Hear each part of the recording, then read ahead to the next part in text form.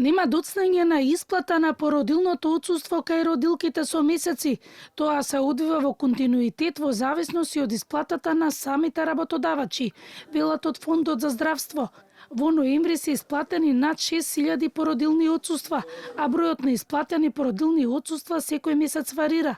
Можниот проблем за исплата во декември е решен со прераспределба во буџетот, каде што е зголемена позицијата за породилни отсуства, велат од фондот. За декември немаше одобрение за расход, така да тој е решен со прераспределбата која се усвои минатата недела. Од редовност на исплатите можете да видите дека нема прескок над месец. За да има 2 месеци доцнење на сите, ќе треба да видите дупка во паричниот тек. Ја апелирам на работодавачите да не ги доцнат пресметките, посебно првите знаат да задоцнат доста. Во делот на тумор маркерите, од фондот со апел до докторите да не ги препраќаат пациентите само во една лабораторија, пример клиниката за онкологија, бидејќи во Скопје и на повеќе локации низ Македонија има тумор маркери. Исто така од фондот вела дека дел од анализите се непотребно направени и до октомври се направени околу 240.000 тумор маркери. Мора да има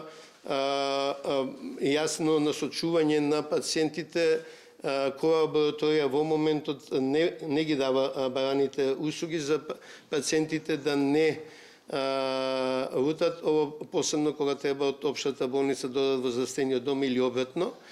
И втората, да се рационализира употребата на тумор маркери. Да нагласам дека помал дел, ретко овие тумор маркери се користат за диагностика, таков е примерот кај ПСА за простата.